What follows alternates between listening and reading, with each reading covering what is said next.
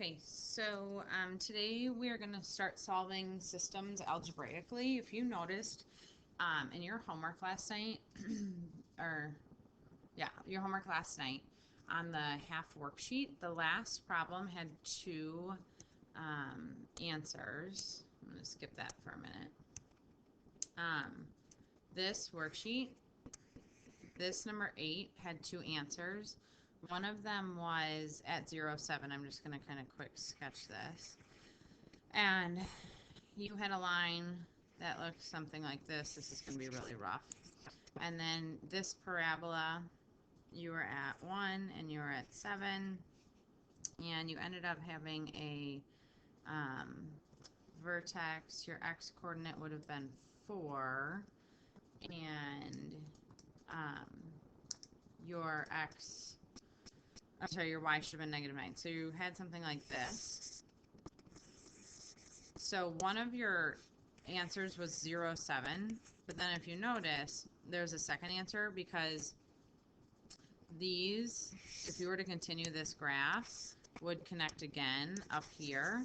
So that's where your second answer comes from. So obviously in a 10 by 10 graph, it's going to get kind of messy and difficult to be accurate with your answers. So today we're going to talk about solving them algebraically, because sometimes, like in this case, your graphic way of solving it is not the best way. So we're going to do this warm-up, and you guys can do it at the beginning of your notes, which should be, I think it's page 213. Let me double check with kind of where we're at. Sorry, I didn't put a page number on this. 213. So 212 should be blank. So on page 212, I want you to go ahead and this is a Math 1 concept. So what you should really be able to do right now is write down this problem, hit pause, and then work through the problem, and then hit play again and see if I did it correctly. So what you're going to do is it says solve the system using substitution, which means we have an x equals and then another equation. I am going to take this 2y minus 3 and I'm going to substitute it in for x. So I have 3 times 2y minus 3 minus 5y equals 12. So then make sure you put that in parentheses, otherwise you're going to have issues. You get 6y minus 9 minus 5y equals 12. So when we combine like terms, we end up with 6y minus 5y, which is y minus 9. And then when you add 9 to both sides, you end up with 21. So y is 21. So then you're going to take that value and say, okay, well, if y is 21, I know x is 2y minus 3. So now I know x is 2 times 21 minus 3. So 42 minus 3 gets you 39. Now remember, when you're solving, we just did this graphically. So what you really just solved for was a coordinate point. I will take off points if you do not write it as a coordinate point. You have to write it as 39, 21. That is where those two graphs meet, which makes sense. This is linear. This is linear. They're going to meet in one point. Okay. So now I want you to go ahead with that same idea and turn to page 213. And you'll see the warm-up. So it says a plane flies 900 miles in 3 hours with a tailwind. It takes the same plane 5 hours to fly 900 miles with a headwind. So either the wind is helping or it's hurting their speed. So then they give you a system of equations right here that expresses the distance of the plane. And they're saying r is the speed of the plane in still air and w is the speed of the wind. So it says use substitution to solve the system of equations. Well, if you look at that, when in the warm-up problem, we had one of these solved for. In this problem, you do not have a variable already by itself, so you're going to have to do that. Now, it does not matter which one you pick. I'm just going to pick this top equation. The 900 equals r plus w times 3. And I'm going to take that and I'm going to solve for one of the variables. It doesn't matter which one. I'm going to divide by 3 on both sides, and you get 300 equals, those cancel, so you're left with r plus w. And then I'm just going to subtract w to keep the r positive. So you get 300 minus w equals r. So now what I can do is I can say, okay, well, I know r is 300 minus w. I'm going to take that and substitute it into the other equation. You have to substitute it into the other equation or it won't work out. And say 900 equals r, which I'm going to rewrite as 300 minus w times 5. So if you clean that up, you get 900 equals 300 minus 2w when you drop the parentheses and clean it up, times 5. Divide both sides by 5. And when you take 900 and divide it by 5, you get 180 equals 300 minus 2w. Obviously subtract 300 to the other side and you get negative 120 equals negative 2w. And then when you divide by negative 2, you get 60 to be w. So if 60 is w, that's part of my answer. I'm going to use it over here to find out what r is, because I said 300 minus w is the same thing as r. So now 300 minus 60 equals r, so that's 240 is r. Sorry.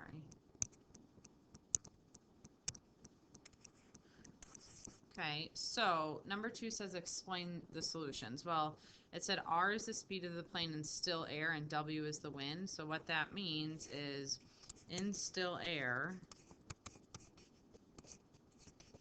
sorry you guys, you know how annoying my computer is.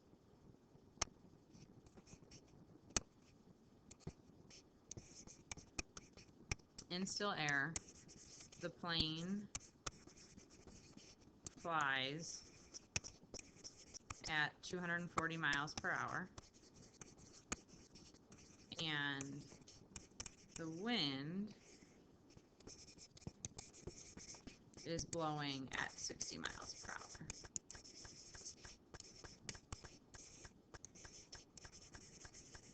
So that's why you see the difference in time in the original problem, because the plane is attempting to fly 240 miles per hour. Well, if it's flying into the wind, it's going to get pushed back a little and fly slower, hence take longer to go to the same amount of time.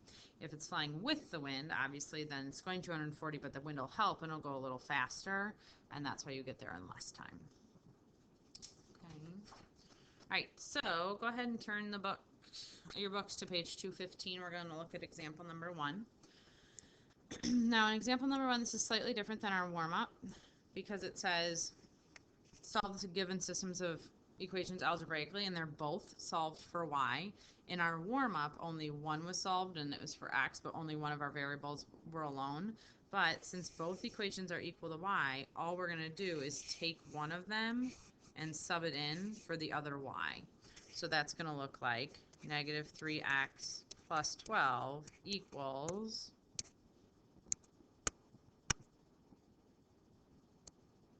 whatever this is, there we go,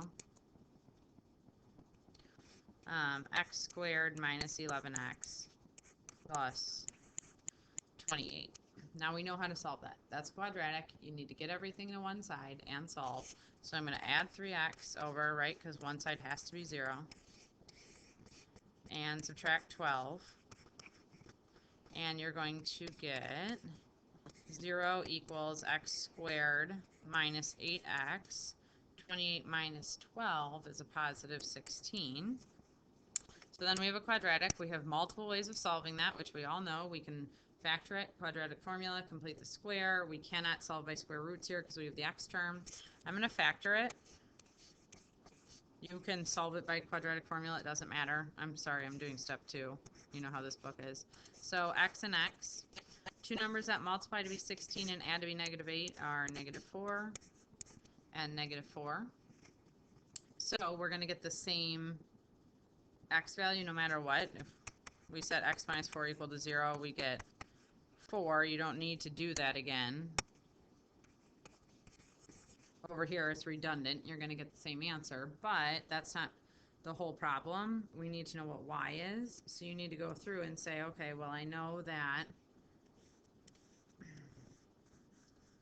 we're not going to do that part, sorry. So I know that x is 4. It does not matter which one you pick to sub it back in. I'm going to pick this one down here because it's easier. It's linear. I have to do less work. That means y equals negative 3 times 4 plus 12. So y equals negative 12 plus 12. So y is 0. So your actual answer you're going to write as 4 comma 0. We're not going to graph these. If you were to graph them, you would just find their intersection point like yesterday at 4 comma 0. So they would both end up right there. All right. So on to example number 2. Example number 2 is the exact same thing as example number 1. So it might be in your best interest to pause the video, work it out, and then listen to me work through it so you can check your work and see if you were correct. So I'm going to take this x minus 1 because they're both solved for y, and I'm going to sub it in up here. And I have x minus 1 equals 2x squared plus 13x plus 15. Get everything to one side, so subtract x, subtract x. I'm going to add 1, add 1. I get 0 equals 2x squared. Sorry, that's a squared. 13 minus 1 is a positive 12x, and then plus 16.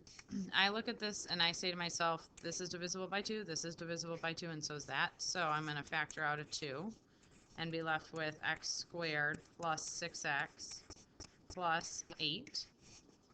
And then that is factorable from there. X and x. Two numbers that multiply to be 8 that add to be 6 are positive 4 and positive 2. So when you solve for x, right, if we set 0 equal to 2, that doesn't help me. 0 equals x plus 4. That tells me that x should be negative 4 when I solve. And x plus 2 equals 0, so x is negative 2. Okay, but again, I have two x's. I need their corresponding y's. So I'm going to use the easier equation to solve for y. It doesn't matter, but why not do the easier one when you can? So here, y is going to be negative 4 minus 1, which is negative 5. And here, y is going to be negative 2 minus 1, so negative 3. So your actual answer should be negative 4, negative 5, that's one coordinate, and negative 2, negative 3.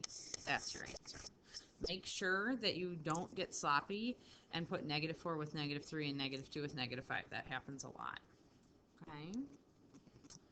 All right, so we're going to take that. Let's see if I can do this without my mouse.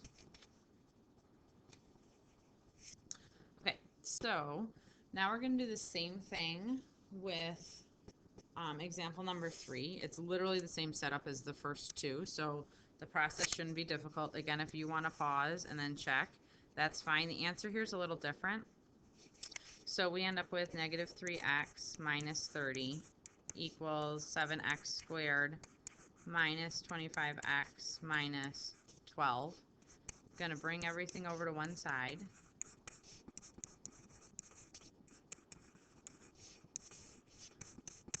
So we have 0 equals 7x squared minus 22x plus 18.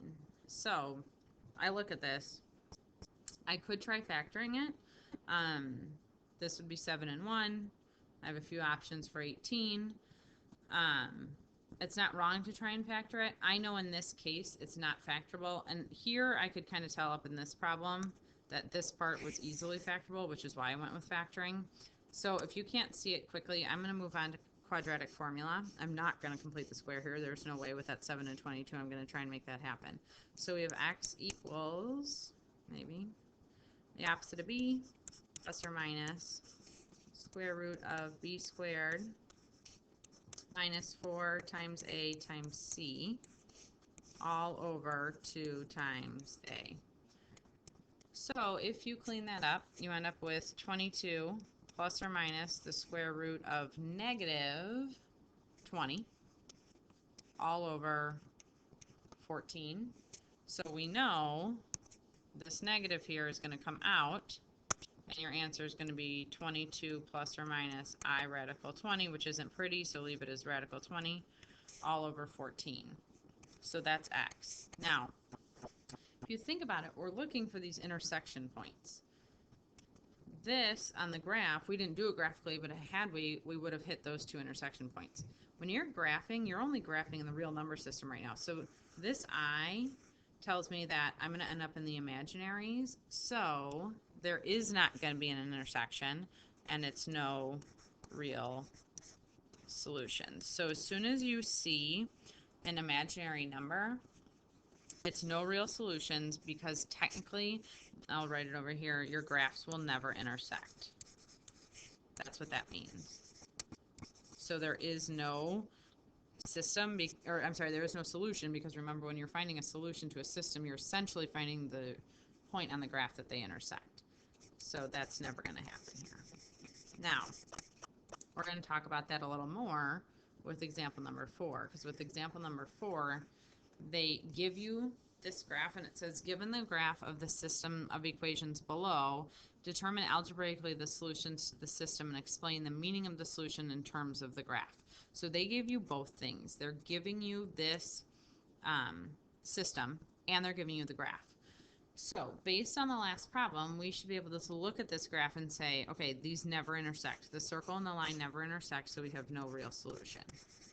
Now we're going to do the algebra behind it and prove why it's no real solution. So I'm going to go back to the system.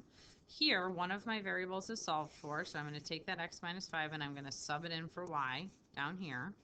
And I have x squared plus x minus 5 squared equals 9.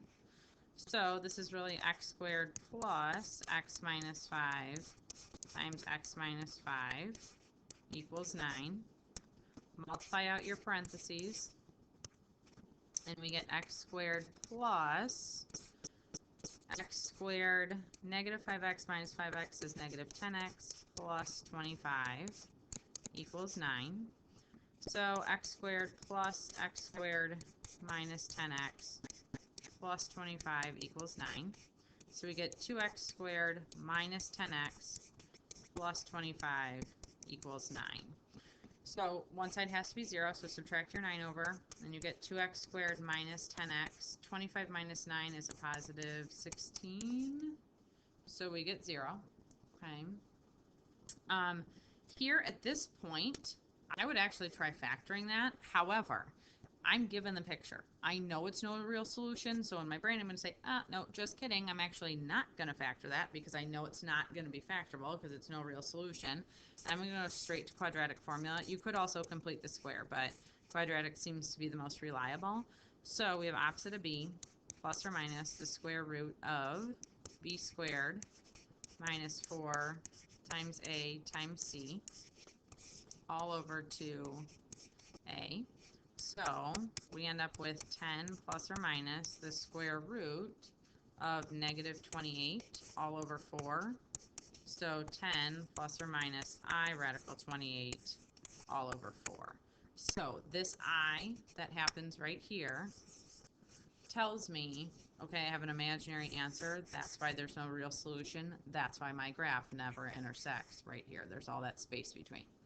So that's how the graph is connected to the algebra. If you're doing it algebraically and you come up with an imaginary answer, that means if you were to graph those 2 or 3 or however many, I mean, we're going to focus on 2, but the lines would never intersect with the graphs. Okay. All right, go ahead and turn to the next page. We're going to look at the PBT. This PBT is not difficult. However, it does take some detail. So if you're writing sloppy, you're going to want to slow down big time here and make sure that you're paying attention to each step and you're not losing anything because of the numbers they give you. So it says that you have a fictional bike company for your business science class. Nico determines through research that the marginal cost of producing a bike is this. Okay, and that is the C, so your Y is the marginal cost in dollars per X bikes produced. So X is your bikes produced, Y is your cost. Okay. Fleur determines that the marginal cost for manufacturing her bikes could be modeled by this. Assuming each student's fictional company starts manufacturing bikes at the same time, at what marginal cost will each company have manufactured the same number of bikes? So we're looking for when this equation equals this equation, because we want to know when our x's are going to be the same. So I'm going to take C1 and set it equal to C2 because I want to see when they're the same. So this is what I mean. If you look at all these decimals, C1 is 0.0005x squared plus 0.07x plus 50. Sorry, I literally have no idea where that blue is coming from. And set that equal to 2/5 x plus 62.5. Now, I'm going to do something here because I notice I have all decimals except for this 2/5. So I'm actually going to take that 2/5 and I'm going to rewrite it as its decimal equivalent. And 2 divided by 5 is 0.4, because at least now you're dealing with all decimals and you're not going back and forth between the two. Well, similar to our last problems, we need one side to equal 0. So I'm going to subtract 0.4x. And I'm going to subtract 62.5.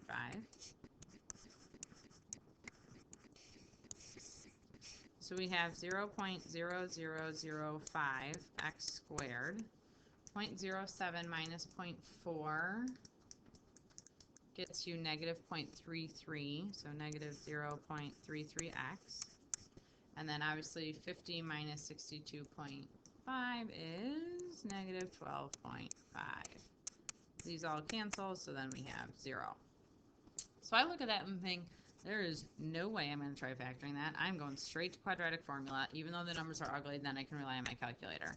So we have x equals the opposite of b, so a positive 0.33 plus or minus the square root of negative 0.33 squared minus 4 times 0.0005, that's your A, times negative 12.5 is your C, all over 2 times 0.0005. So watch it here, you guys, because there's so many zeros, you can definitely get lost. I'm going to calculate my discriminant first. If you put that in your calculator as is and very carefully, you're going to get 0.1339. So this works out to be x equals 0.33 plus or minus the square root of 0.1339 all over your denominator ends up being 0.001. So we need an actual number. We can't leave it like that. So in our calculators, we need to separate this out and do 0.33 plus the square root of 0.1339 all over 0.001, and obviously then do it with minus.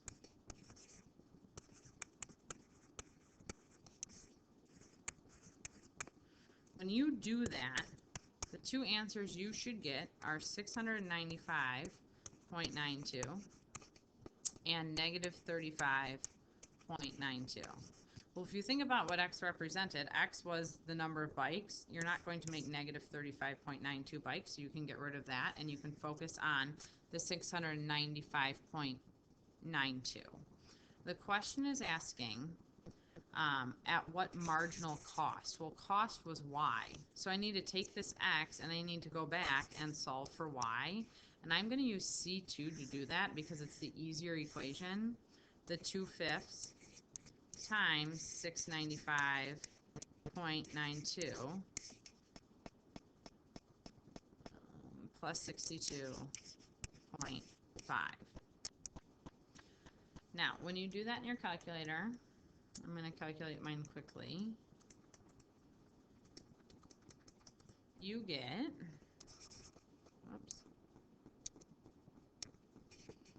y to be 340.87. So the question is saying at what marginal cost will each company have manufactured the same amount of bikes? It's a cost, so that's a dollar amount. At $340.87 is where they will be the same. Okay. All right, so we have two extra examples just to make sure we're good to go. You can do these on page 218. It should be blank. What I want you to do is to write them both down. I want you to hit pause, and then I want you to work through them and check your answers with the video when you're done. All right, so here you should take this -2 and sub it in, and we get -2 equals -2x squared plus 5x minus 2. So we're going to add 2 to both sides and get 0 equals -2x squared plus 5x. These end up canceling, so that's kind of nice because to solve this, I can take out an x. I'm actually going to take out a -x to make my life easy. And then I have 2x minus 5 left. So if I set 0 equal to -x and 0 equal to 2x minus 5, this is an answer, you guys. You technically are dividing by -1 here. So you get 0 equals x, and then you get 5 equals 2x, and then divide both sides by 2, and you get 5/2 equals x. So you have your x's. The greatest part about this problem is no matter what your x is, guess what your y is? -2. So one of your answers is 0, -2. And your other answer is 5/2, -2. So 2 intersection points there, and both are y values of 2 because you would have a straight line. All right, for the other one, you're going to have to do a little bit more work here. So I'm going to still do the same idea of substitution and have x squared plus, now I have -2x minus 4 squared equals 32. Sorry, you guys, I have no idea what this blue is.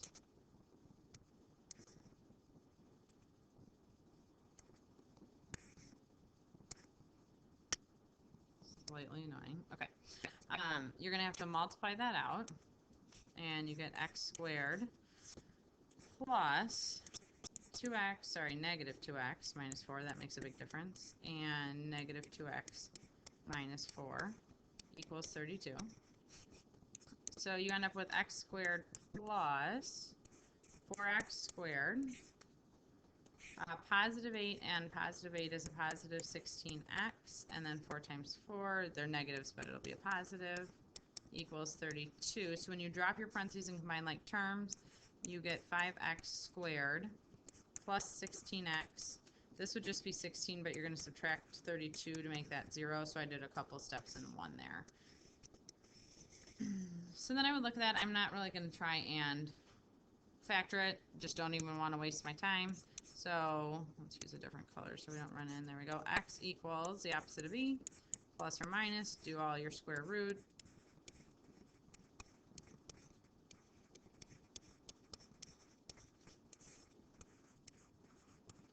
And then you need to clean that up.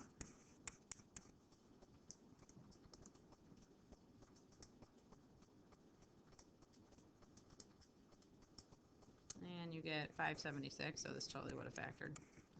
All over 10. I was just apparently being extra lazy. Because the square root of 576 is 24. So you have -16 plus or minus 24 over 10. So -16 plus 24 over 10 and -16 minus 24 over 10. So you get 4/5 over here, or 0.8. And over here, you get -4. So now you need to take those, substitute them back in. Again, I'm going to use the easier one, the y equals -2x minus 4. So y equals -2 times 4/5 minus 4. And y equals -2. Now, -4 over here. Sorry, you guys, ignore all the blue. This is annoying. So you get -5.6 over here, and 4 over here. So your two intersection points are at 4/5 or 0.8, negative 5.6 or whatever the fractional equivalent is, and negative 4/4. So that's one answer. That's another answer. This is something you would definitely want to do algebraically because you would never easily find this answer graphically. Okay. All right, so now you can go get your worksheet from the sub once you've shown that you've taken notes, and you can finish this worksheet. Whatever you don't finish today is homework over the weekend, and then on Monday you'll have a follow-up worksheet to work on as well. But this is the video for both days. I just combined them all. So from now on, it's just work time until Tuesday.